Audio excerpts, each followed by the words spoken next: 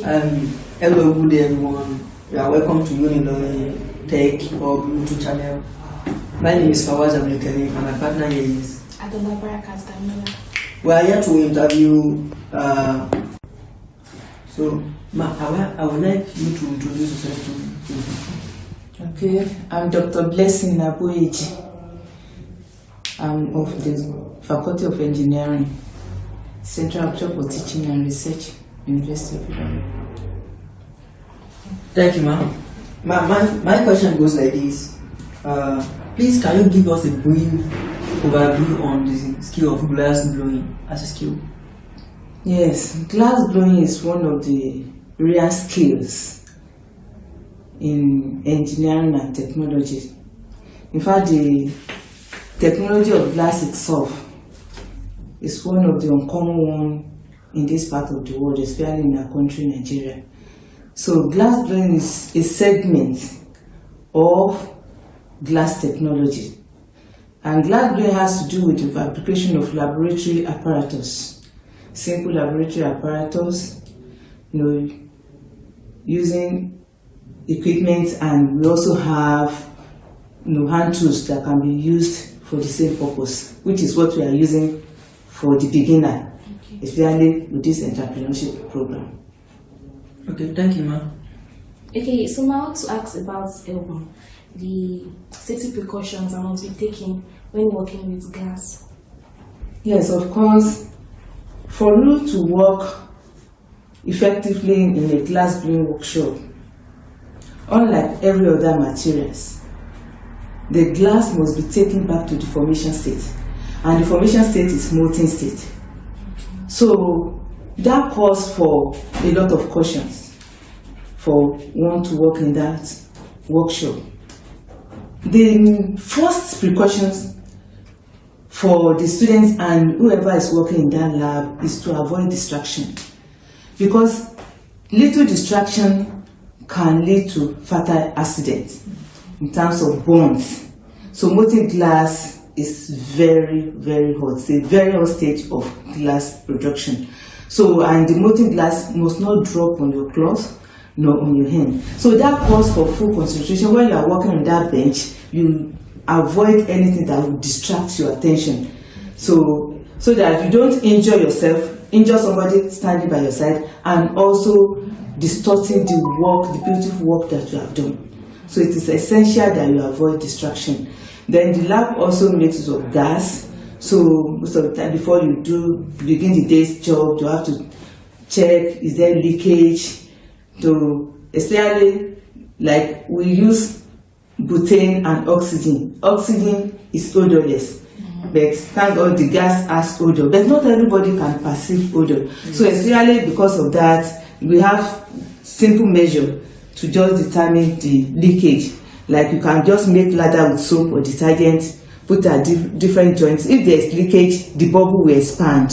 So that's just a simple way for somebody that cannot perceive odor to determine if there is leakage of gas. So these two are very, very important to us. Oh, I cannot perceive odor. There's another means for you to check it, because gas leakage very, very detrimental to the health. Thank you, ma'am. So now I want to ask about your experience, your journey, challenges in this field of glass blowing. How's the journey been? Yes, there are lots and lots of challenges. The first challenge is the availability of the resources. So the materials are not readily available. All the materials in use were imported. So for us to get glass locally, becomes very difficult. At times, I will have to send to Akure to get the supply. So it is as bad as that. Think about the cost of transportation, then the risk of transporting glass. Some may be broken before getting to this place. So, and every other thing. Then apart from that, other challenges is that of other things are like availability too of human resources. Like I've been on this field for about 3 decades now without any assistance. So for you to be handling a skill and you don't have somebody to brainstorm with, poses challenges, a lot of challenges, because there's no way you will not get to the crossroad. Oh, let me share this idea with my partner. Okay, let us brainstorm. How do we go about this thing? So it also poses a lot of challenges. My own question is not too much. Is that for all what you have mentioned about the challenges and other things, what are the benefits that people can gain from learning the skill or the impact of the glass blowing? Yes, the skill glass blowing is divided into two major aspects. We have the cutting skill and we have the actual rotational skill, which is the blowing skill. So, like I do tell students, if you are skillful in glass blowing alone, you are able to make your living. There are some people that they don't do more than cutting glasses, and that is all they live on, and they are doing well. So that is one aspect of glass blowing that is very, very important. So then apart from that, the glass blowing itself is, like I said the other time, is a rare skill.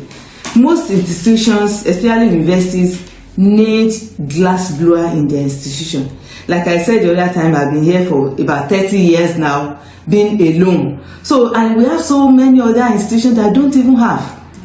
They do not even have glass, somebody in the lab. The lab is just there. Some don't even have the lab. And this is very, very key, to sciences.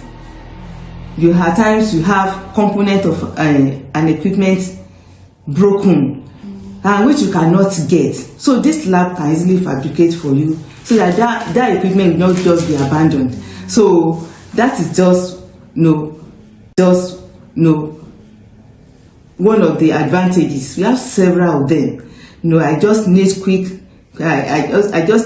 apparatus. Before I get to this place, you can just visit the lab.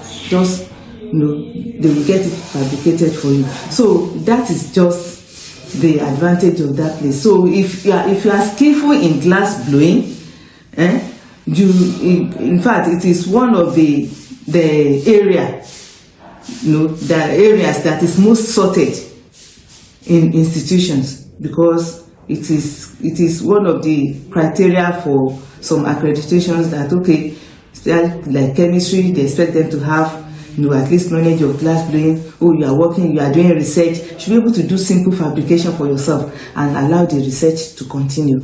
So it is as fertile as that. Thank you. Thank you so much, ma'am. The last question here is that, second to the last question is that, what are the instruments or the materials needed for the glass blowing? Yes, for the glass blowing, the major equipment and material. Let me classify it as the equipment and material. The glass blowing workshop cannot function without glass. So already produced glass is one of the essential materials needed to function in a glass blowing workshop. So the glass must be available. We don't produce glass from the grassroots, but we make use of already produced glass. So that makes it very important for glass to be available. Then, we also have some equipment, for advanced production, mass production, or we want to go commercial. You can have your computer lathe machine. You can also have the you can also have the conventional lathe machine. So these two we have in glass blowing that will help us to improve our production. And if that is not available, like in our workshop here, we have the single touch glass blowing tools. We call it the blow pipe. So the blow pipe does the melting of glass. So, and then once the melting is done, then we can now employ other skills like the pulling skill and rotational skills, to achieve the final production. Thank you, ma'am. So my last question now is like, what's your favorite thing about glass blowing? Like, as a glass blower, what's your favorite thing about it? Well, my favorite thing about the job, not just the glass blower, I'm a trained glass technologist.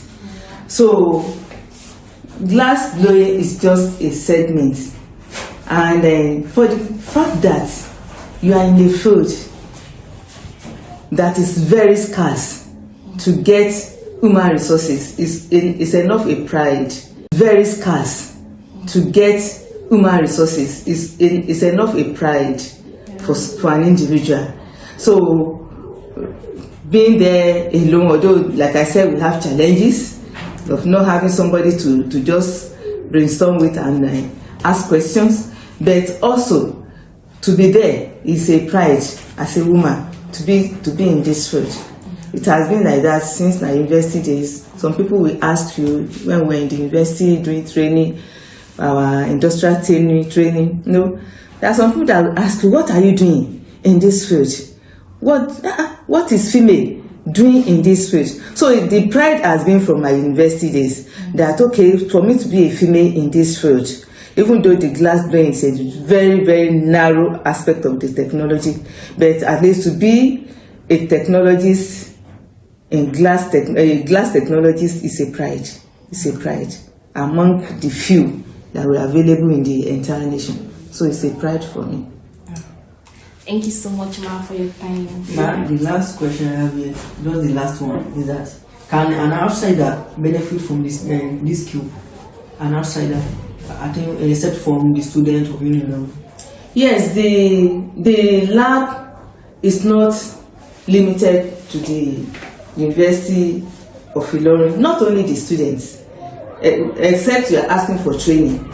You know, the lab serves both the lecturers, the students, you know, of related faculties. So it goes beyond the students alone. It's a research lab. It's a research lab, and then for outsiders too, we have had situation of other universities coming to this place for assistance. So it has been like that. And then for training, I cannot say the outsiders will benefit from the training. It all depends on the university. The section is owned by the university. It's not owned by an individual. So if the university just feel that, okay, we can invite outsiders to come and benefit from the unit, it's also a welcome thing. The only challenge is that for you to be there alone, no, training a lot of people, it could be energy sapping. Like last week I was in my class, we divided ourselves into 3, even despite the 3 groups that we are having. A lot of people that came into the building were saying that, oh, we are perceiving the odor of smell, odor of gas. Oh, this place is choky. This place is this. So for you to handle a lot of people is a big work. So that is just it. Thank you very much for spending our time. And everyone watching us from home, you are welcome to Unilon YouTube channel. We are speaking with Mrs. Dr. Aboyeji from the unit of Glassblowing, Unilon, Faculty of Engineering. Thank you, ma. We really appreciate your Thank you time. so much, ma. Really great. You are welcome. My pleasure. That's all.